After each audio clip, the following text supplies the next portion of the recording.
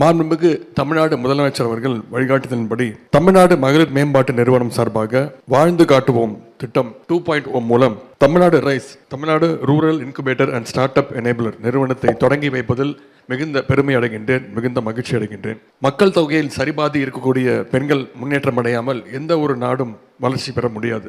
எனவேதான் பெண்களை எல்லா வகையிலும் முன்னேற்றம் விதமாக அரசாக நம்முடைய இந்த திராவிட மாடல் அரசு செயல்பட்டு வருகின்றது. அதிலும் குறிப்பாக கிராமங்களில் உள்ள பெண்களுடைய முன்னேற்றம் என்பது மிக மிக முக்கியமானது.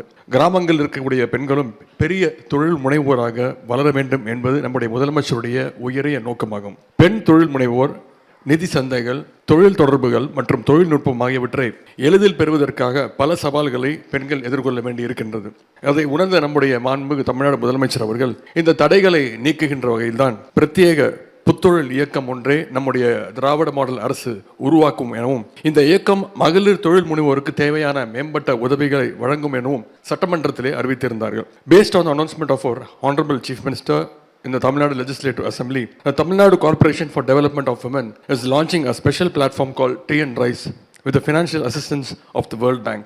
The main focus of this initiative is to bring more women entrepreneurs from the rural areas of Tamil Nadu. பெண்ணுரிமை குறித்து இந்தியாவில் மட்டுமல்ல, உலகில் வேறு யாரும் சிந்திக்காத காலத்தில் செயல்பட்ட மாநிலம் என்றால் அது தமிழ்நாடு. அதை சிந்தித்தவர் தந்தை பெரியார் அவர்கள். This reflects the progressive tradition of our Dravidian movement, which is represented in the current government of Tamil Nadu. We refer to it as the Dravidian model of government.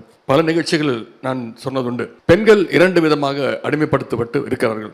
ஒன்று பண்பாட்டு ரீதியாக அடிமைத்தனம், இன்னொன்று பொருளாதார ரீதியாக அடிமைத்தனம். தமிழ்நாட்டு பெண்கள் பொருளாதார விடுதலை அடைவதற்கு உலக வங்கி போன்ற நிறுவனங்கள் பேருதவி புரிவதைப் போல பண்பாட்டு தளத்தில் பெண்கள் விடுதலை அடைவதற்கு தொடர்ந்து பாடுபட்டு வரும் இயக்கம்தான் திராவிட Munnetra Kazhagam. Women are enslaved in two domains, economical and cultural.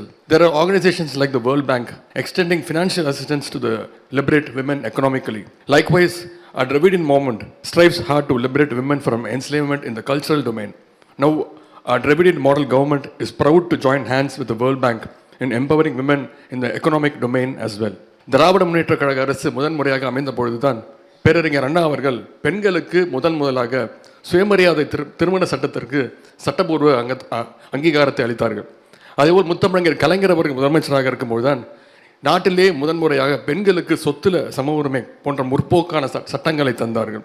நம்முடைய முதலமைச்சர் அவர்கள் மகளிருக்கான கட்டணமில்லா பேருந்து பயண திட்டம், அதேபோல் 1,16,00,000 மகளிருக்கு மாதம் 1,000 ரூபாய் மகளிர் உரிமை தொகை, கலைஞர் மகளிர் உரிமை திட்டம் போன்ற மகளிர் வளர்ச்சிக்கான திட்டங்களை நடைமுறைப்படுத்தி உள்ளார்கள்.